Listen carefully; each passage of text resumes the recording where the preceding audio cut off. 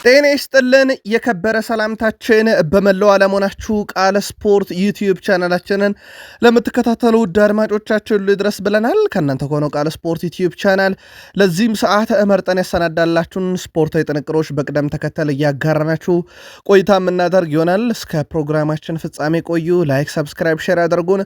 በሀሳብ መስጫ ሳጥናችን ላይ ሀሳብ አስተያየታችሁን በምደግፏቸው ክለቦች በአፍሪካ ዋንጫ ወቅታዊ ጉዳዮችና በቃል ስፖርት ዩቲዩብ ቻናል ፕሮግራም ይዘት ላይ መልከታችሁን ልታጋሩን ትችላላችሁ። እኛ በዚህኛው የመረጃ ሰዓታችን ለእናንተ ውድ አድማጮቻችን ጅማሮን በሞሮኮ ያደረገውን የአፍሪካ ዋንጫ ጨዋታዎች እናነሳለን። እንዲሁም የዛሬ ጨዋታዎችን እንጠቁማችኋለን። ለየት ያሉ መረጃዎችንም ይዘናል። በአውሮፓ የመረጃ ሰዓታችን ታላላቆቹን ክለቦች እናነሳለን። ትላንት ናፖሊ ሻምፒዮን ሆኗል። ለየት ያሉ መረጃዎችን ይዘንበታል። በስፔንም ጨዋታዎች ነበሩ። በስፔን የመረጃ ቆይታችን በዛው ሪያል ማድሪድ ቤት ሰፊ የቡድን ዜና ይዘናል። በጣም አነጋጋሪው ነገር ግን ትላንትና ከባርሴሎና ጋር በተያዘ ታዳጊዎች የሰጡት ቃለ መጠይቅ ነበር። ባርሴሎናም በዝውውር ጉዳይ ላይ ከአንድ ተጫዋች እሽታን አግኝቷል ተብሏል። በአውሮፓም ዙሪያ ቀዶ ጥገና ያደረገውን የብራዚሉን ኮከብ የተመለከተ ጥንቅር ይዘናል። በተወዳጁ የእንግሊዝ ፕሪሚየር ሊግ የመረጃ ሰዓታችን በርከት ያሉ መረጃዎችን ይዘናል። ትላንት የነበሩ ጨዋታዎች፣ ዛሬ የሚደረጉ ጨዋታዎችን በእንግሊዝ ምድር እናነሳለን። በቡድን ዜና ሰፊ መረጃዎችን ካነሳንላችሁ በኋላ በታላላቆቹ ክለቦች ከሲቲ ጋር በተያዘ በአንድ ዝውውር ላይ ሲቲዎች ፍላጎታቸውን ይፋ አድርገዋል። የቡድናቸውን ተጫዋች እንደማይሸጡ አረጋግጠዋል። መረጃውን ይዘኗል። በሲቲ በኩል ተጨማሪ ጥንቅሮችን ይዘናል። ከቼልሲ ጋር በተያያዘ የቡድን ዜና እናነሳለን። በተለይም ከጉዳት ጋር በተያያዘ ወደ ሜዳ የሚመለሱ ተጫዋችና ቀዶ ጥገና ያደረገውን የቼልሲ ተጫዋች እናነሳለን። ከዛ ውጪ የቼልሲን ምርጥ 3 ተጫዋቾችና ኮል ፓልመርን የተመለከተም ልዩ ጥንቅር ይዘናል። ቼልሲውያን ቆዩን። በስተመጨረሻም የሊቨርፑል አጥቂ በዚህ ዓመት ይመለሳል አይመለስም የሚያስብለውን ሕክምና አስተናግዷል። ሰበር መረጃ አለን። የቡድኑን የአካዳሚ ተጫዋች እናነሳለን። አንድ አጋጣሚ ወደኋላ መለስ ብለን በሊቨርፑል በኩል ይዘናል። ሊቨርፑል ያን ትቆዩናላችሁ። በማንቸስተር ዩናይትድ በኩል አስገዳጅ ዝውውር ጥር ላይ ሊጠብቃቸው እንደሚችል ሩበን አሞሪም ፍንጭ ከሰጡ በኋላ እነማን ወደ ክለቡ ሊመጡ ይችላሉ በሚል በርካታ ታማኝ የዜና ምንጮች መረጃዎችን ይዘው እየወጡ ነው። ለአብነት ያክል ስካውቶቻቸውን ወይም መልማዮቻቸውን ወደ ላኩበት አንድ ሊግ እናቀናለን። በፕሪሚየር ሊጉ ልምድ ያለውን አማካይ የተመለከተም የዝውውር ጉዳይ ከምን ደረሰ፣ በዩናይትድ በኩል ተጨማሪ ጥንቅር ይሰናል። ሌላኛውን ፖርቱጋላዊን ተጫዋች ከዩናይትድ ጋር አያይዘን ተጨማሪ ጥንቅር እናነሳበታለን። ብሩኖና ጉዳት፣ ማንቸስተር ዩናይትድ እና ካዘሜሮ ከዩናይትድ ይለቃል ስለተባለው አማካኝና እንደዚሁም በማንቸስተር ዩናይትድ በኩል ሰፊ የተባለ የቡድን ዜና ይዘናል። ዩናይትድያን ቆዩን። ኦፕታ የወሩን ምርጥ ቡድኖች ይፋ አድርጓል። መሪው አሁንም አርሰናል ነው። አርሰናልና ፕሪሚየር ሊጉን እናነሳለን ከዚሁ ጋር አያይዘን። ከዛ ውጪ የቀድሞ የዩናይትድ ሰው ስለ አርሰናል ሰፊ መረጃና የግል ሀሳቡን በአንድ ተጫዋች ዙሪያ አጋርቷል። በቡድን ዜና ቪክተር ዮኬሬሽ፣ ኢታን ንዋኔሪ፣ ሉዊስ ማይል ስኬሊ እናነሳለን። ዛሬ አርሰናል ወሳኝ ጨዋታ አለው። ማይክል አርቴታም ይህን ጨዋታ አሸንፈው ወደ ቀጣዩ ዙር የማለፍ ፍላጎት እንዳላቸውና ከቼልሲ ጋር ለመፋለም ዳግም ቡድናቸው ዝግጁ መሆኑን አረጋግጠዋል። ተጠባቂውን ጨዋታና በአርሰናል በኩል ሰፊ የቡድን ዜና ይዘናል። እስከ ፕሮግራማችን ፍጻሜ ቆዩ። ላይክ፣ ሰብስክራይብ፣ ሼር አድርጉን። በሀሳብ መስጫ ሳጥናችን ላይ ሀሳብ አስተያየታችሁን እያጋራችሁን ከቃል ስፖርት ዩቲዩብ ቻናላችን ጋር በድጋሚ መልካም ቆይታ ተመኝተናል። የአፍሪካ ዋንጫም መረጃዎች ዛሬም ለእናንተ ውድ አድማጮቻችን ስለያዘን መረጃዎቻችንን ከአፍሪካ ዋንጫ መረጃ እንጀምራለን። መልካም ቆይታ ተመኘን። በአፍሪካ ዋንጫ በምድብ 2 ግብፅ በጣም ወሳኝ የተባለ ድል አሳክታለች። የግብፅ ብሔራዊ ቡድን ከዚምባብዌያቸው ጋር ያደረጉትን ጨዋታ 2-1 በሆነ ውጤት ድል አድርገዋል። ለተመልካች አዝናኝ፣ ለግብፅ በጣም ፈታኝ የነበረ ጨዋታ ነበረ። በጨዋታው ዚምባብዌ ገና በ20ኛው ደቂቃ ላይ ዱቤ በጣም አስደናቂ ግብ አስቆጥሮባቸው ይመሩ ነበር። ከረፍት በፊት በተለይም የዚምባብዌ በላይነት ነበር ማለት ይቻላል። በተለይም በመልሶ ማጥቃት አጋጣሚ በጣም አደገኛ ሙከሮችን ሲያደርጉ ነበር። ቀንቷቸው በዱቤ ግብ 20ኛው ደቂቃ ላይ መሩ። በኋላም ላይ ግን ከረፍት በኋላ 64ኛው ደቂቃ ላይ ኡመር መርሙሽ የሲቲው ተጫዋች ለግብፅ ያቻነቷን ግብ አስቆጠረ። ሌላኛው የሊቨርፑሉ ኮከብ ሳላ 90ኛው ደቂቃ ላይ ሁለተኛውን ግብ አስቆጥሮ ግብፅ 2-1 በሆነ ውጤት ጨዋታውን ድል ማድረግ ችላለች። በመጨረሻ ደቂቃ ባስቆጠረችው ግብ ግብፅ ለመጨረሻ ጊዜ ባደረገችው 5 የአፍሪካ ዋንጫ ጨዋታ ግብ ሳይቆጠርባት መውጣት አልቻለችም። ትላንትም ግብ ተቆጥሮባታል። እዚሁ ምድብ ላይ ቀጣይ አርብ አንጎላ ከዚምባብዌ እንደዚሁም ግብፅ ከደቡብ አፍሪካ የምድብ ሁለተኛ ጨዋታቸውን ያደርጋሉ። ኡመር መርሙሽ የጨዋታው ኮከብ ተብሎ ተመርጧል። የሲቲው ኮከብ ትላንትናም በጣም አስደናቂ ነበር በጨዋታው ላይ። ሌላኛው የጨዋታውን አሸናፊነት ግብ ያስቆጠረው ሳላን በተመለከተ ለግብፅ ብሔራዊ ቡድን 90 ደቂቃ ነው የተጫወተው። አንድ ግብ አስቆጠረ። ከ46 ኳስ 34ቱን በስኬት አቀብሏል። በመቶኛ ካየነው 74 በመቶ ነው።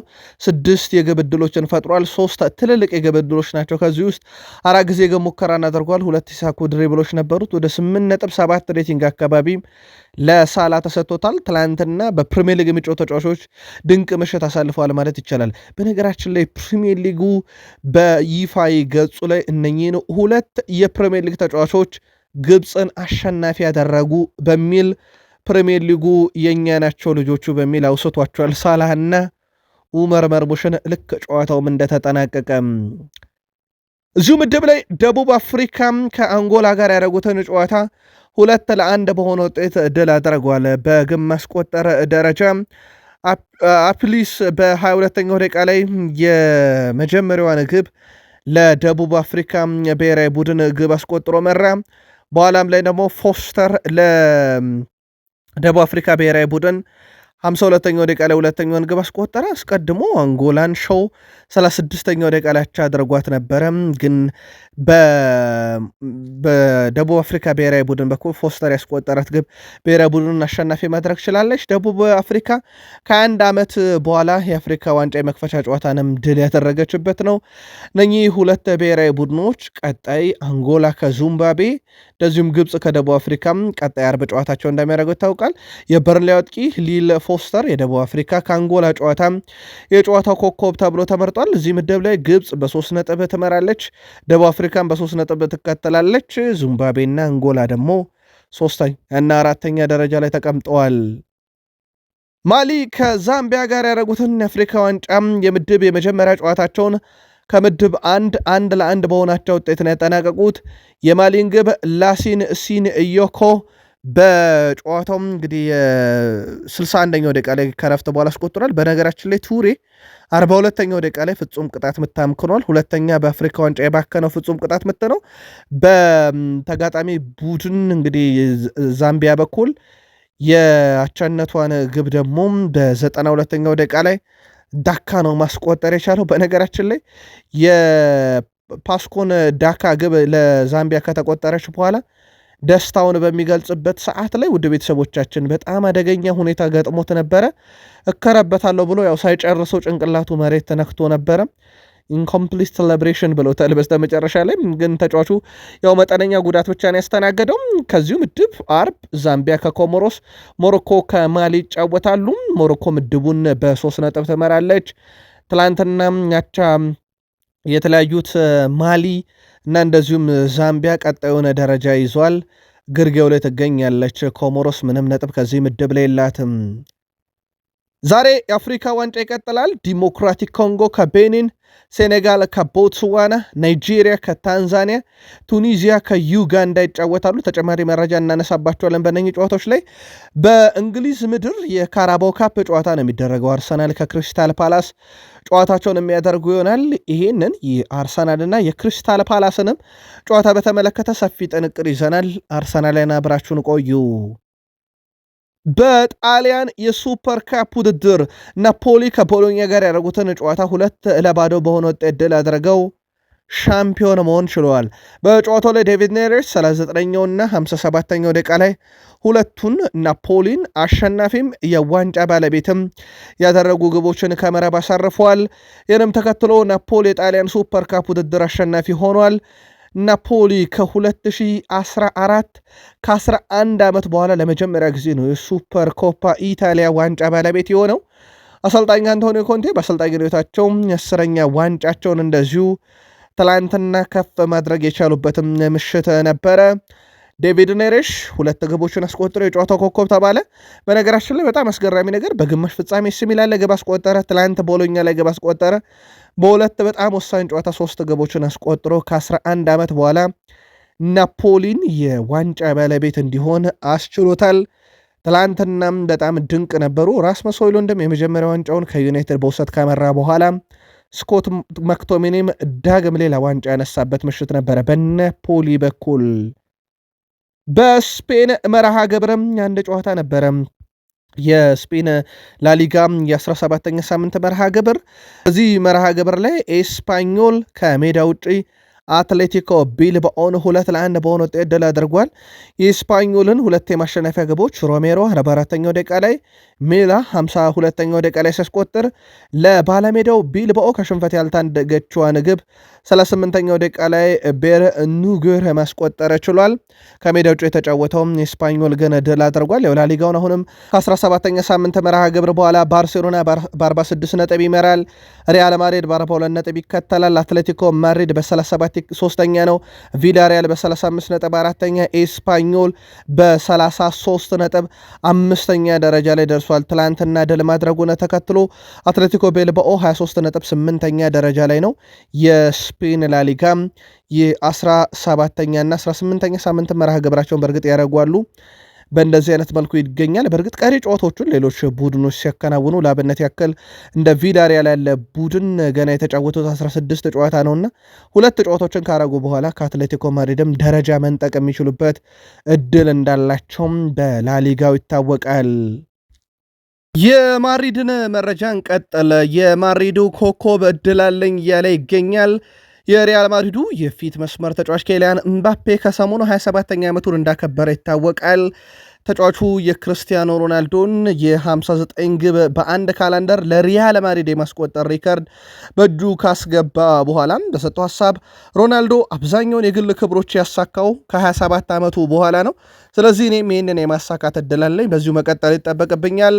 በክለብ ደረጃም እናሳካቸው ነገሮች ለዚህ በጣም ወሳኝነት ይኖራቸዋል ሲል ተደምጧል። ኬሊያን ምባፔ ኦሎምፒክ ሊዮንና በሪያል ማድሪድ መካከል የተደረገው አንዳንድ ስምምነቶች ይፋ መደረግ ጀምረዋል። የውሰት ውሉ እስከ 2026 ሰኔ ወር ድረስ እንደሚቀጥል ተረጋግጧል። የኤንድሪክ ምንም የመግዛት አማራጭ እንደሌለበት አስቀድሞም የታወቀ ሲሆን በሰኔ ወር ላይ ወደ ሪያል ማድሪድ በይፋ ይመለሳል። ከስምምነቶቹ አንደኛው ኦሎምፒክ ሊዮን 50 በመቶውን የኤንድሪክን ደሞዝ እንደሚሸፍንም ተረጋግጧል። ሌላው በኤንድሪክ በኩል በኦሎምፒክ ሊዮንና በሪያል ማድሪድ መካከል የተደረገው አንደኛው ስምምነት ደግሞ ለኤንድሪክ በቂ የመጫወቻ ደቂቃን መስጠት እንደሆነም ተረጋግጧል። ኤንድሪክ የመጫወቻ ደቂቃንም ለማግኘት ክለቡን እንደሚለቅ ይታወቃልና በሪያል ማድሪድ በኩል ይህ በትልቁ በዋስትና በኩል በአንቀጹ ላይ እንዲካተተላቸው ፈልገዋል። ኤንድሪክ በቀጣይ የብራዚል ብሔራዊ ቡድንን ይቀላቀላል አይቀላቀልም የሚለው ነገር በትልቁ ይጠበቃል። የካርሎ አንቸሎቲ ጥሪ ደርሰው ከተፈለገ ግን በቂ ደቂቃ ስለሚያስፈልገው ሪያል ማድሪድን ለመልቀቅ መወሰኑ አስቀድሞ ይታወቃል። የቀድሞ የሪያል ማድሪድ አሰልጣኝ ናቸው ቪንሴንቴ ዴል ቦስኬ። በርካቶች በአሰልጣኝነታቸው በደንብ እናስታውሳቸዋለን። አሁን 75ኛ ዓመታቸው ላይ ተገኝተዋል። እሳቸው በእግር ኳስ አሰልጣኝነታቸው በሪያል ማድሪድ በጣም ዝነኛ ናቸው። በአንድ ወቅት እንደውም እኔ ሪያል ማድሪድ አሰልጣኝ በነበርኩኝ ሰዓት ባርሴሎናዎች በየዓመቱ የሚያከብሩበት አንድ ነገር ዋንጫ ሳይሆን ክብረ በዓላቸው ምስረታ ዓመታቸውን ብቻ ነው። እኔ የሪያል ማድሪድ አሰልጣኝ ሳለው የበላይነታችን ፍጹም ነበረ ማለታቸው ይታወቃል። አሁን 75ኛ ዓመታቸው ላይ ተገኝተዋል። ሌላው ግን ከባርሴሎና ጋር በተያያዘ በጣም አነጋጋሪ የሆነው ትላንትና የዩቬንቱስ ታዳጊዎች ከዩቬንቱስ ቲቪ ጋር ከልምምድ በኋላ ቆይታ ነበራቸውና የሰጡት ምላሽ በጣም አነጋጋሪ ሆኗል። እነኚህ ህፃናት ከዩቬንቱስ ቀጥሎ ሊጫወቱበት የሚሹት ክለብ ካለ ተብሎ ይጠየቃሉ። ሁሉም ሪያል ማድሪድ ነው ያሉት። ሪያል ማድሪድ በጣም ጠንካራው ነው፣ ከባርሴሎናም በላይ ጠንካራው ነው። ባርሴሎና በዳኛ አማካኝነት ነው እዚህ የደረሰው። የባርሴሎና ሌጀንድ ዳኞች ናቸው ብለው ይህ በጣም መነጋገር የሆነ ቪዲዮ ሆኗል። ፋብሪዚዮ ሮማኖ ስካይ ስፖርት ላይ በትገቡ አሁን በትልቁ መነጋገር የሆነ ዜና ሆኗል። የነኚህ ህፃናት ንግግር በእርግጥ ከሰሞኑ ከዳኝነት ክስ ጋር በተያዘ ውዝግብ ውስጥ እንዳለ ይታወቃል። ባርሴሎና የባርሴሎና ሌጀንድ ሜሲ ሳይሆን ዳኞች ናቸው ብሏል። እነኚህ ህፃናት ንግግሩ በጣም አነጋጋሪ ሆኗል። የባርሴሎናን መረጃን ቀጥሉ ውድ ቤተሰቦቻችን።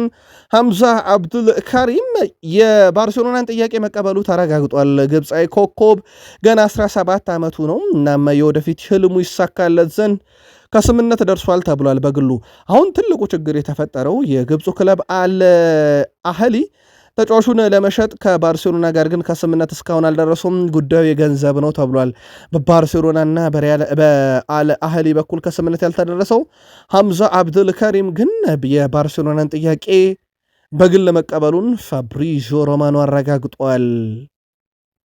በ18 ዓመት ከ162 ቀኑ ላይ ይገኛል። አሁን የባርሴሎና ወጣት ተጫዋች ላሚን ያማል 89 የግብ አስተዋጽኦ ላይ ደርሷል። ታዲያ በዚህ ዕድሜው ላይ አሁን የአውሮፓ እግር ኳስ እየተቆጣጠሩ ያሉትና በቀጣይ በትልቅ መድረክ በግል የሚጠበቁት ኬሊያን ምባፔ በ18 ዓመት ከ162ኛ ቀኑ ላይ ሲደርስ 41 የግብ አስተዋጽኦ ነበረው።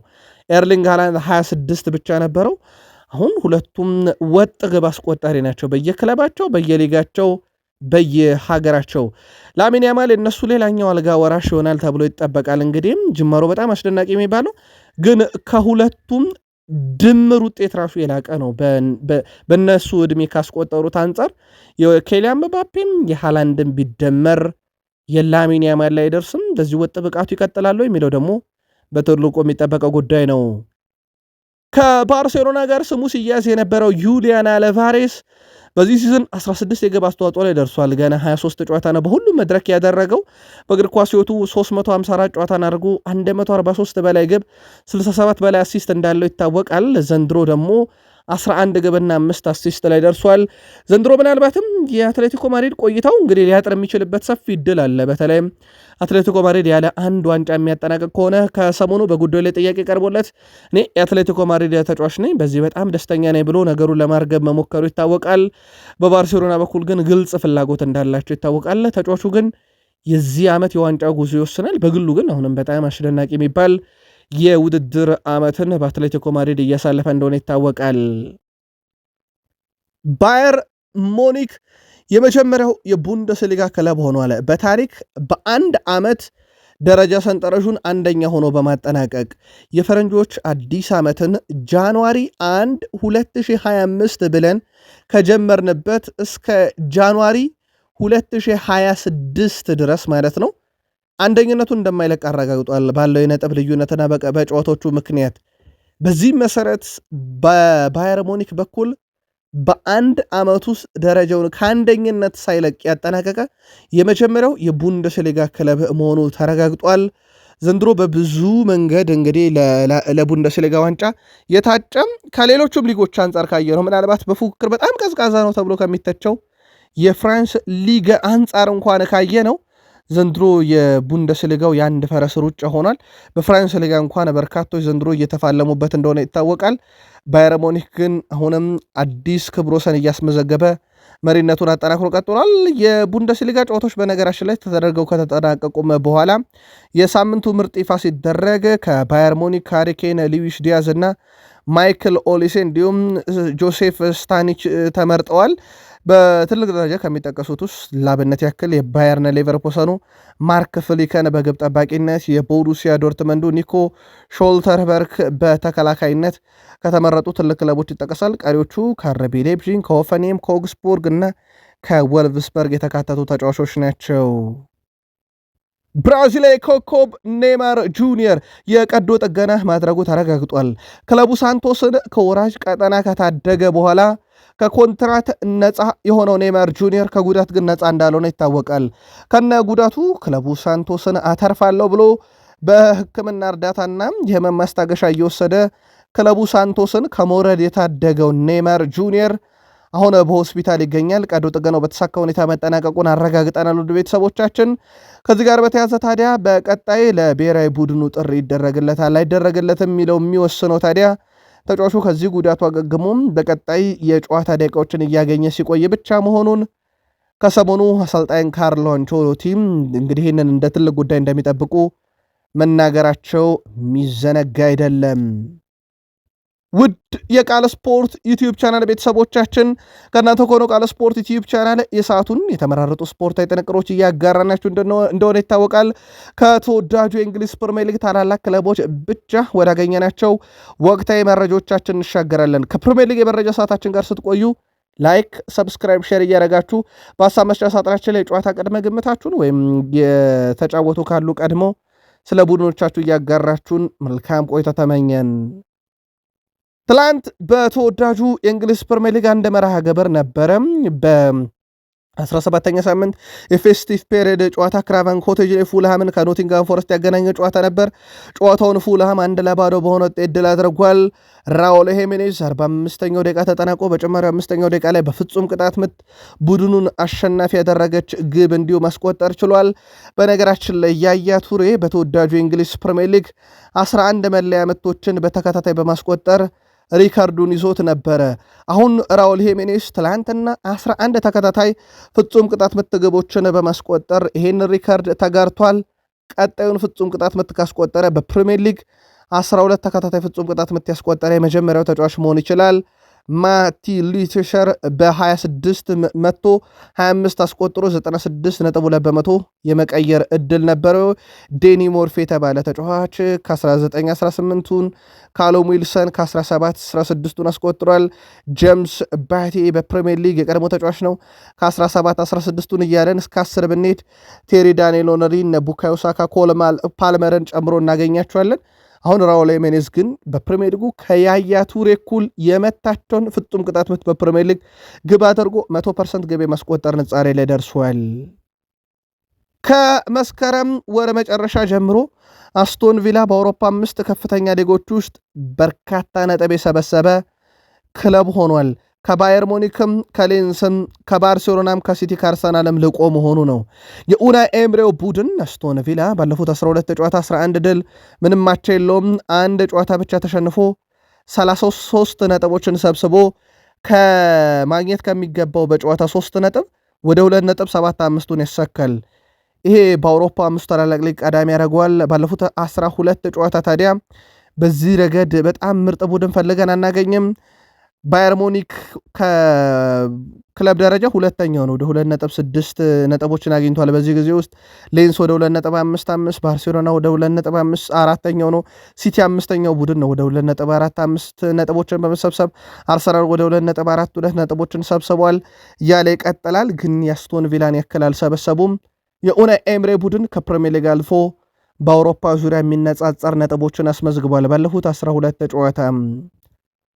የማንቸስተር ሲቲ የፊት መስመር ተጫዋች ኦማር ማርሙሽ ትላንትና ሀገሩን ወደ አቻ እንድትመጣ ግብ አስቆጥሮ የጨዋታውን ኮከብ እንደተባለ ነግረናችሁ ነበር። በነገራችን ላይ ወዲያው ነው፣ ልክ እንደ ፕሪሚየር ሊጉ ሁሉ ፕሪሚየር ሊጉ የሊጌ ተጫዋቾች ግብፅን ባለ ክብር አደረጉ እንዳለ ሁሉ ማንቸስተር ሲቲ ደግሞ ለክለቤ ተጫዋች በጣም ደስ ብሎኛል ብለው ወዲያው ነው በማህበራዊ ትስስር ገጻቸው ላይም በማሸነፍ ግብ በማስቆጠር ደስ ብሎናል ያሉት። ትላንትና ምኞታቸውን ገልጸውለት እኛም ነግረናችሁ ነበረ።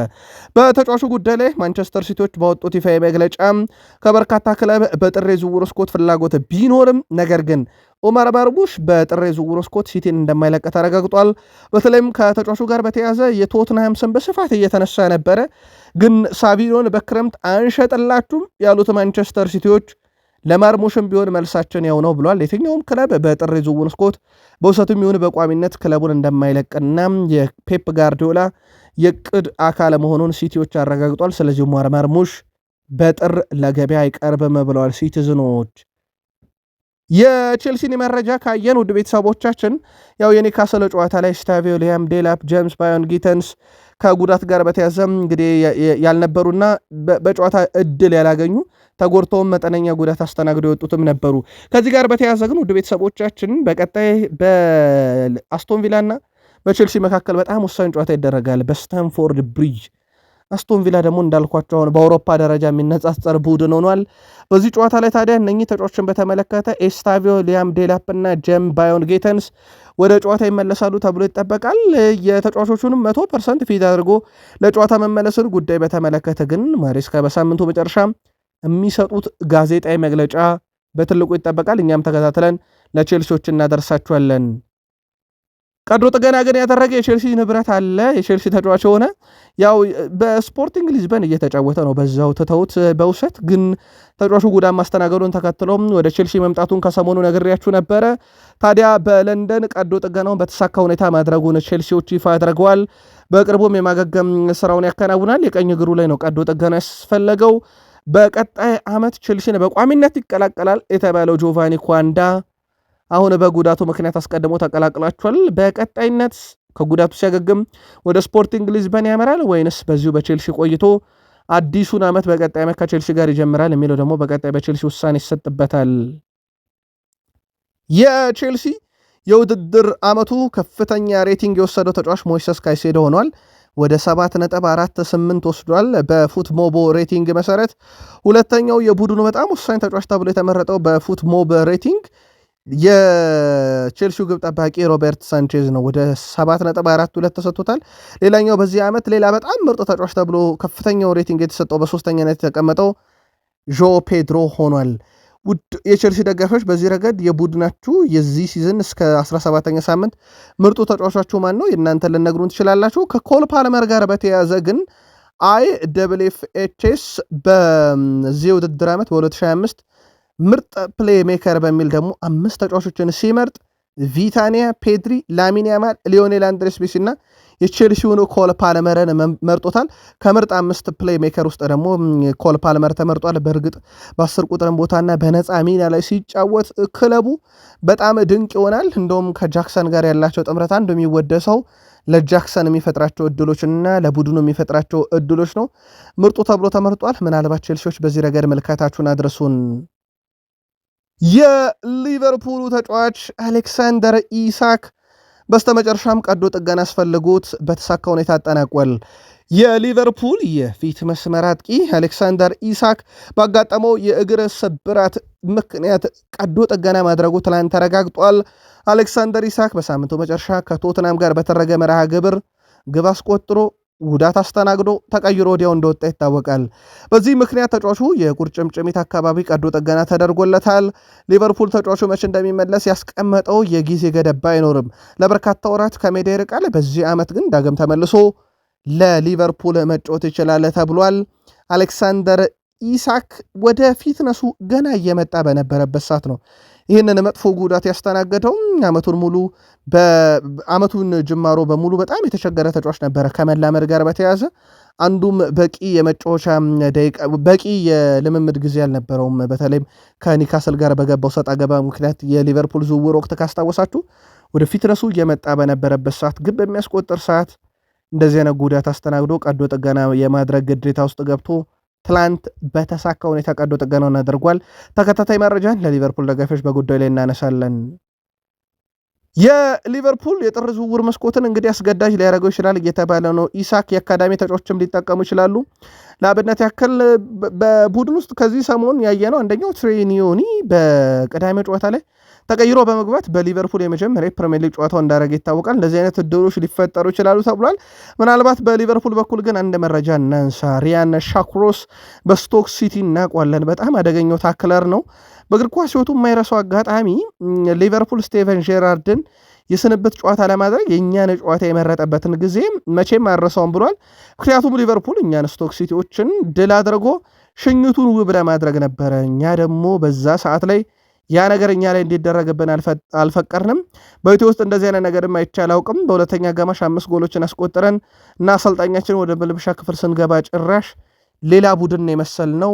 በጣም ደንግጦ ነበረም። በህይወት አጋጣሚ መረሰው አጋጣሚ ሊቨርፑል ጄራርድን እኛ ላይ ሽኝት ሊያደርግ ብሎ በሽንፈት ጨዋታውን እንዲወጡ ማድረጋችንን አረሳውም ብሏል። ችን ጨዋታ ግን ሊቨርፑላውያን ታስታውሱታላችሁ ወይ? መልከታችሁን ላኩልን። ማንቸስተር ዩናይትድ ጉዳት የአፍሪካ ዋንጫ ቡድኑን እንዳሳሳው ይታወቃል። ታዲያ አስገዳጅ ዝውውሮችን ለማድረግ በጥር የዝውውር መስኮት ወደ ገበያው ሊወጣ እንደሚችል ሩበን አሞሪም ከሰሞኑ ዳግም ፍንጭ ሰጥተዋል። ራሳችንን ማጠናከር ግድ ይለናል ብለዋል። ከዚህ ጋር በተያያዘ የማንቸስተር ዩናይትድ መለማዮች በቅርብ ሳምንታት ውስጥ የጀርመኑን ክለብ ፍራይቡርግ ወጣት የመሃል ሜዳ ስፍራ ተጫዋች ዮሐን ማን ዛምቢን ለመከታተል ልከው እንደነበረ ይታወቃል። ዮሐን ማን ዛምቢ ስዊዘርላንዳዊ የ20 ዓመት ወጣት የመሃል ሜዳ ተጫዋች እንደሆነ ይታወቃል። ዩናይትድ መለማዮች የተጫዋቹን ሁኔታ ሲከታተሉት እንደነበሩ ነው ፉትቦል ጀርመን ያስነበበው። ሌላኛው በዩናይትድ በኩል ዴቪድ ኦርኔስቴ ከኤንቢሲ ስፖርት ጋር በነበረው ቆይታ ላይ ኤሊዮት አንደርሰን በዩናይትድ በጣም የሚደነቀው ከፍተኛም ቦታ የሚሰጠው ተጫዋች ቢሆንም ዝውውሩን ግን በጥር ማድረግ እንደማይቻል አረጋግጧል። ከ80 እስከ 100 ሚሊዮን ፓውንድ አካባቢ የመልቀቂያ ሂሳብ ያለው ኤሊዮት አንደርሰን በርካታ ክለቦችም የተጫዋቹ ፈላጊ እንደሆኑ ይታወቃል ያለው ዴቪድ ኦርኔስቴ የዩናይትድ ተቀዳሚ ምርጫ ቢሆንም ግን ቼልሲ፣ ባየር ሙኒክ፣ ማንቸስተር ሲቲን ጨምሮ ሌሎች በርካታ የአውሮፓ ክለቦችም በዝርዝራቸው ውስጥ አሉ ብሏል። ኤሊዮት አንደርሰን እስካሁን ማንቸስተር ዩናይትድ በመሃል ሜዳ ስፍራው ላይ ለማዞር ካቀዳቸው ተጫዋቾች ውስጥ ልክ እንደ ካርሎስ ባሌ በሁሉ ቅድሚያ የሚሰጠው መሆኑን ጠቁሞ የማንቸስተር ዩናይትድ ዋነኛ ኢላማ ቢሆንም ነገር ግን ዩናይትድ ከገጠመው የአማካኝ ስፍራ እጥረት አንጻር በጥር ተጫዋቹን ላምጣ ቢል ልክ እንደ ካርሎስ ባሌባ ሁሉ ከ80 እስከ 100 ሚሊዮን ፓውንድ በጥር ወጪ ሊያስደረገው ይችላል ተብሏል። ዩናይትድ ጥር ላይ እነኚህን ተጫዋቾች ፈላጊ ቢሆንም ታዲያ አንድ ዝውውርን በቅድ ውስጥ መያዙ ይታወቃል። ማንቸስተር ዩናይትድ በብሩኖ ፈርናንዴሽ ጉዳት ምክንያት አስገዳጅ ዝውውር በዚህ ቦታ ላይ የሚያደርግ ከሆነ እንደ ሩበን ኔቬዥ ያለ ወደ ፕሪሚየር ሊግ መመለስ የሚፈልግ ከ15 ሚሊዮን ፓውንድ በላይ ወጪ ሊያስደረጋቸው የማይችል በፕሪሚየር ሊግ በወልቭስ ተጫውቶ ልምድ ያለው ጥሩ ቦል ዲስትሪቢሽን ላይ እና ረጃጅም ኳሶች ላይ በጣም አደገኛ የሆነ ተጫዋች የፕሪሚየር ሊግ ልምድ ያለው የጨዋታን ፍጥነት መቆጣጠር የሚችል ለጉዳት የተጋለጠ ተጫዋችም አይደለም። ብዙ ጎሎችን ማስቆጠር የሚችል አይነት አማካኝ ስፍራ ነው። ይህን ፖርቱጋላዊ ባልተጋነነ ዋጋም ዩናይትዶች የግላቸው የማድረግም ፍላጎት አላቸው የሚሉ መረጃዎች በስፋት ወጥተዋል። ይህ አስገዳጅ ዝውውር መሆኑ ካልቀረ ዩናይትዶች ብዙ ገንዘብ ሳያወጡ ቡድናቸው ለማጠናከር እንደ አማራጭ ሊጠቀሙት ያሰቡት ሌላኛው ተጫዋች ኔቬዝ ነው ተብሏል። ብሩኖ ፈርናንዴዝ የጉዳቱ መጠን ያው እስካሁን በዩናይትድ ኦፊሻሊ አልተረጋገጠም። ዘ አትሌቲክ ነው አንድ ወር የሚል መረጃን ይዞ ወጣው። ብሩኖ ፈርናንዴዝ በ2020 ማንቸስተር ዩናይትድን ከተቀላቀለ በኋላ ከ221 በላይ ፕሪሚየር ሊግ ጨዋታን ያከናወነ ሲሆን ክለቡን ከተቀላቀለ ጊዜ አንስቶ 9 ጨዋታ ነው እንዳጠቃላይ በእነኚህ 6 ዓመታት ገደማ ያመለጠው። አሁንስ የሚለው ነገር ይጠበቃል። ምናልባት በአንድ ወቅት ብሩኖ ፈርናንዴዝ ተጎዳ ተብሎ ዜና ተሰርቶ ተረጋግጦ እሱም እግሩን በፋሻ ጠቅልሎ በቤቱ ቁጭ ብሎ ምስል ከለቀቀ በኋላ በቀጣይ ጨዋታ ላይ ተገኝቶ ግብም አሲስትም አበርክቶ ነበርና ምናልባት ብሩኖ ይሄንን አጋጣሚ ይደግሟል ተብሎ አይታሰብም። አሁን ላይ የጡንቻ ጉዳቱ ተረጋግጧል። ያው ዘ አትሌቲክ ከታማኝ ምንጮች ለአንድ ወር ብሏል። ዩናይትድ ኦፊሻል አላደረገም። ብሩኖ ብዙ የጉዳት ታሪክ የለውምና በፍጥነት ይመለሳል የሚሉ መረጃዎች እየወጡ ነው። ለማንኛውም ዩናይትድ ኦፊሻሊ በጉዳዩ ላይ ተጨማሪ መረጃ ከሰሞኑ ይሰጣል ተብሎ ይጠበቃል። ሌላኛውን አማካኝ ካርሎስ ካዜሜሮን በተመለከተ በዚህ ውድድር ዘመን በማንቸስተር ዩናይትድ ቤት አሁን ላይ ከጉዳት ነፃ ከሚገኙ ተጫዋቾች በአጠቃላይ ጎልና አሲስት በማበርከት 5 እየመራ ይገኛል። ያው ሌላው ማኑኤል ኡጋርቴ ነው። አይሰለፍም። ተሰልፎም ቢጫወት ዩናይትድ እንደሚሸነፍ ይታወቃል። ኮቢ ሜኖ በቂ መጫወቻ ደቂቃ እድል እየተሰጠው እንዳልሆነ ይታወቃል። በዚህ ረገድ ብሩኖ ከፍተኛው ነበር፣ ግን ጉዳት አስተናግዶ የለም። ስለዚህ ከጉዳት ነፃ ከሆኑት ውስጥ ለዩናይትድ በአጠቃላይ በርካታ የግብ አስተዋጽኦ ያለው ካርሎስ ካዜሜሮ ነው። በዛ ላይ ደግሞ ካርሎስ ካዜሜሮ ሲኖር ዩናይትድ በጨዋታ የሚያገኘውም ነጥብ በዚህ ዓመት ከፍ ያለ እንደሆነ ይታወቃል። በዚህ ሳምንት በቪላው ጨዋታ ላይ ያልነበረው በቅጣት ምክንያት ብቻ ስለነበረም በአርብ ዕለት በሚደረገው የኒውካስል ዩናይትድ እና ዩናይትድ ጨዋታ ላይ ይህ ተጫዋች ግን ለዩናይትድ ግልጋሎት እንደሚሰጥ ይታወቃል። ቀሪ ቦታዎችን ግን ሩበን አሞሪም በራሳቸው መንገድ እንግዲህ መሸፈን ግዴታ ይጠበቅባቸዋል። ማንቸስተር ዩናይትድ በማኑኤል ኡጋርቴ ዝውውር ጉዳይ ላይም ፍላጎታቸው እስከ 30 ሚሊዮን አካባቢ ይደርሳል ተብሏል። ይህንን 30 ሚሊዮን ዩሮ ሊያቀርብ ታዲያ የሚችለው ብቸኛ ክለብ አሁን ላይ ጋላታሳራይ ነው። አሁን ላይ ተጫዋቹን ማስፈረም ይፈልጋሉ ተብሎ ስማቸው በስፋት ከሚነሱ ክለቦች መካከል አንዱ የሆነ የቱርኩ ክለብ ጋላታሳራይ ተጫዋቹን በቋሚ ውል ከማስፈረም ይልቅ አሁንም በውሰት የመውሰድ ፍላጎት ብቻ ነው ያላቸው ተብሏል። ጋላታሳራይ ማኑኤል ኡጋርቴን በድምሩ በ25 ሚሊዮን ዩሮ የመግዛት አማራጭ ያለው የውሰት ውል ለዩናይትድ ለማቅረብ ፍላጎት አላቸው። ዩናይትድ ደግሞ ከባለፈው ዓመት ጀምሮ በቅዳቸው መሰረት አንድን ተጫዋች ክለቡ የማይፈልገው ከሆነ በውሰት ከመልቀቅ ይልቅ ቋሚ ሽያጭ ካልሆነ የመግዛት ግዴታ በአንቀጽ ውስጥ እንዲካተት እንደሚፈልጉ ይታወቃል። ለማንኛውም ይህም ዝውውር ከጥር 18 በፊት ይፈጸማል ተብሎ ባይጠበቅም ዩናይትድ እስከ 30 ሚሊዮን ዩሮ በታች ግን ይቀበላል ተብሎ አይታሰብም። ጋላታሳራይ እስከ 25 ሚሊዮን ዩሮና የውሰት ውል በጠረጴዛቸው ላይ አዘጋጅቷል ተብሏል። በቀጣይ ለዩናይትድ ይፋዊ ጥያቄ የሚያቀርቡ ከሆነ ተከታተለን እናደርሳችኋለን። ማቲያስ ኩኛን በተመለከተ ለዩናይትድ በ3 ተከታታይ ጨዋታ የግብ አስተዋጽኦ አለው። በዚህ ሳምንት ቡድኑ ወደ አቻነት እንዲመጣ በጣም ወሳኝ ግብ አስቆጠረ። ግን ደግሞ ያመከናቸውም ትልልቅ ዕድሎች ነበሩ በጨዋታው ላይ ግን ላሳየው ጥረትና ቁርጠኝነት በጣም ኮርቼብሃለሁ ብለዋለች ባለቤቱ በማህበራዊ ትስስር ገጿ ላይ። ያው ባለቤቷን አድንቃለች። ከዩናይትድ ጋር በተያያዘ እንግዲህ በቀጣይ እድል ያገኛሉ ተብሎ የሚጠበቁ አሁንም ወጣት ተጫዋቾች አሉ። ለአብነት ያክል ባለፈው የመጨረሻ ጨዋታ ላይ የዳረን ፍሌቸር ልጅ የሆነው ጃክ ፍሌቸር ለዩናይትድ ተቀይሮ ገብቶ እንደተጫወተ ይታወቃል። በነገራችን ላይ አባትም ልጅም ለዩናይትድ ሲጫወቱ ይህ የመጀመሪያው ነው። በነገራችን ላይ ዳረን ፍሌቸር ተጫውቷል፣ ጃክ ፍሌቸር ተጫውቷል። በቡድን ውስጥ እንግዲህ ቀጣይም ወጣት ተጫዋቾች እድል እያገኙ ይመጣሉ ተብሎ ይታሰባል። ሌላው ሊሴ ነው በጨዋታ ደረጃ እድል ያገኘው። በፕሪሚየር ሊጉ ለመጀመሪያ ጊዜ ለዋናው ቡድን ማንቸስተር ዩናይትድ በመጫወቴ ህልሜ ሆኖናል። አሁን ላይ እዚህ እንድደርስ እገዛ ላደረጉልኝ ሁሉ አመሰግናለሁ። በቀጣይ ጨዋታ ማንቸስተር ዩናይትድን ከዚህ በበለጠ አቋም ማገልገል እፈልጋለሁ ብሏል ሩበን አሞሪም። በታዳጊዎቹ ላይ እየሰሩ መሆናቸው ዋነኛውም እቅዳቸው ቡድኑ በቀጣይ በእነሱ ላይ ለመመስረት ማቀዳቸውን አያይዞ ሲገልጹ እንደነበር ይታወቃል። ዲያጎ ዳሎ አምበል ሆኖ ነበረ ሰሞኑን ብሩኖ ፈርናንዴዝ በሌለበት ቡድኑን በአምበልነት የመራው ዲያጎ ዳሎትም በግልጽ እንደሚታወቀው በጣም የሚያኮራ አጋጣሚ ነው ብሎታል። መጀመሪያ እዚህ ክለብ የደረስኩበት ቀን እንግዲህ ማንቸስተር ዩናይትድ ተጫዋችነቴ በጣም የኮራውበት፣ አሁን ደግሞ ቡድኑን በአምበልነት በማገልገሌ በጣም ደስተኛ ነኝ ብሏል። በእርግጥ እዚህ ክለብ ስኬታማ የእግር ኳስ ህይወት መገንባትና ለቡድኑ በጣም አስፈላጊ ተጫዋች መሆን እፈልግ ነበር። አንድ እግር ኳስ ተጫዋች በክለብ ውስጥ ሊያሳልፍባቸው የሚችሏቸውን ሁሉንም ደረጃዎች አልፌ እዚህ በመድረሴ በጣም ደስተኛ ነኝ። ነገር ግን በተመሳሳይ ጊዜ የክለቡን ደረጃ ሊወክሉ የሚችሉ በጣም ጎበዝ ተጫዋቾች እንዳሉ አውቃለሁ። እኔም ከነሱ መካከል አንዱ በመሆኔ ደስተኛ ነኝ። አሁን ትልቁ ህልሜ ዩናይትድን ወደ ቀደመ ክብሩ ወደ ዋንጫው መመለስ ነው። ይህም በማድረግም ቡድኔን ማገዝ እፈልጋለሁ ብሏል ዲያጎ ዳሎ። በዩናይትድ ደጋፊዎች ግን ብዙ እምነት የሚጣልበት አይነት ተጫዋች አይደለም። ሩበን አሞሪ ግን በግራ ኢንቨርትድ ዊንገር አድርገው እያጫወቱት እንደሆነ ይታወቃል። በግራ ተመላላሽ ቦታ ላይ ያው በሳቸው 4-3-3 ፎርሜሽን 3-4-3 ፎርሜሽን እዛ ቦታ ላይ አንቶኒዮ ሲሜኔን ለማስፈረም ፍላጎት እንዳላቸው ግን ሳይዘነጋም ኦፕታ የወሩ ምርጥ ቡድን አሁንም አርሰናል ነው ብሏል። ኦፕታ በወር ውስጥ ከተመዘገቡ ውጤቶችና እንቅስቃሴዎች በኋላ የፕሪሚየር ሊጉን አንደኛ፣ የሻምፒዮንስ ሊግን አንደኛ ቡድን የሆነውን አርሰናል የወሩም አንደኛ ምርጥ ቡድን ብሎታል። ሁለተኛ ባየር ሙኒክ ያው አንደኛና ሁለተኛ ቦታቸውን አልቀየሩም፣ አሁንም በዛው ላይ ናቸው። ሲቲ ወደ 3ኛ መጥቷል። ፓሪስ ሰን ዠርሜን ወደ 4ኛ ወርዷል። ባርሴሎና አሁንም 5ኛ ነው። ሊቨርፑል ከሰሞኑ ባስመዘገበው ውጤት ወደ 6ኛ ከፍ ብሏል። አስቶን ቪላ ወደ 7ኛ ዝቅ ብሏል። ግን የአስቶን ቪላ ዝቅ ማለት ያልተጠበቀ ነው። ቼልሲን ወደ 8 ከፍ አድርጓል። ሪያል ማድሪድ ወደ 9 ዝቅ ብሏል። ኢንተር ሚላን አሁንም በ10ኛ ደረጃ ላይ ነው። ኦፕታም በወር ውስጥ እንግዲህ ካያቸው የቡድን ንጻሬዎች በኋላ አርሰናል አሁንም ምርጡ ቡድን ነው በዚህ ሰዓት በአውሮፓ ውስጥ ብሎታል። አርሰናል እስካሁን በዚህ ውድድር ዘመን በሊግ ደረጃቸው ከ1 እስከ 10 ካሉ ቡድኖች ከሜዳ ውጭ ጨዋታ የቀረው 3 ብቻ ነው።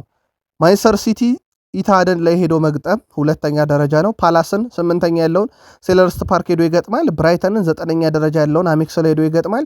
ይሄ በወቅታዊ ደረጃም በፕሪሚየር ሊጉ ከ1 እስከ 10 ካሉ ክለቦች ውስጥ ከሜዳ ውጭ ሄዶ ያልገጠማቸው ናቸው። ቀሪዎቹን ቡድኖች ግን ሜዳቸው ድረስ ሄዶ ገጥሟቸዋል አርሰናል በዚህ ውድድር ዓመት። በአርሰናል በኩል እንግዲህ በዚህ ውድድር ዓመት በጥንካሬ ሊነሳ የሚችለው ነገር በትልቅ ቡድኖች አሁንም እየተሸነፈ አይደለም። ምናልባት በሊቨርፑል በዚህ ዓመት የደረሰበት ሽንፈት ብቻ ይጠቀሳል። ያው ምንም ሊያረጓት የማይችሉት የዶሚኒክ ሴቦዝ ላይ የቅጣት ምት ግብ ጨዋታውን እንደወሰነችው ይታወቃል። አርሰናል በቀጣይ እንግዲህ በሁለተኛ አጋማሽ እነኚህን ቡድኖች ከሜዳ ውጭ ይገጥማል። ምናልባት በጥንካሬ ደረጃ በተፎካካሪነትም ደረጃ አርሰናል ሊፈትኑ ይችላሉ በሜዳቸው ከተባሉ ቡድኖች ውስጥ ናቸው።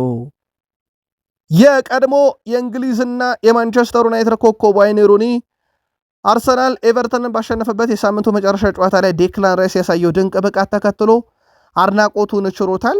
ሩኒ ስለ ራይስም ሲናገር ዴክላን ራይስ ፍጹም አስደናቂ ነው፣ እሱም መመልከት ልዩ እርካታን ይሰጣል። በጨዋታው ላይ ከነበሩት ተጫዋቾች ሁሉ እጅጉን በጣም የተሻለ ነበረ ዴክላን ራይስ ብሏል። ለእኔ እሱ የወደፊት የእንግሊዝ ብሔራዊ ቡድን አምበል ነው። ሃሪኬን ጫማውን ሲሰቅል ወይም እግር ኳስ ሲያቆም እሱን ለመተካት በተጠንቀቅ እየጠበቀ ያለ አምበል ብሎታል። በእርግጥ ይህ አምበልነቱ በአርሰናልም ውዝግብ እንዳስነሳ ይታወቃል። ዋይኔ ማርክሩን ይቀጥላል። በሜዳው ላይ ሁሉም ቦታ ላይ የምታየው ሰው ዴክላን ራይስ ነው። የውሳኔ አሰጣጡ ኳስ መችና የት ማቀበል እንዳለበት በየትኛው እግሩ ማቀበል እንዳለበትና የፓሶቹ ጥራት በጣም ያስገርሙኛል ብሏል። ከአርሰናል ተከላካዮች ኳስ ይቀበላል። ልክ እንደ ሶስተኛ ተከላካይ ሆኖ ያገለግላል። በሚቀጥለው ደቂቃ ደግሞ ሳጥን ውስጥ ገብቶ ጎል ለማግባት ይሞክራል። አንዳንድ ጊዜ የሚሰራቸው ስራዎች በቂ ክብር የተሰጡ አይመስለኝም ብሏል።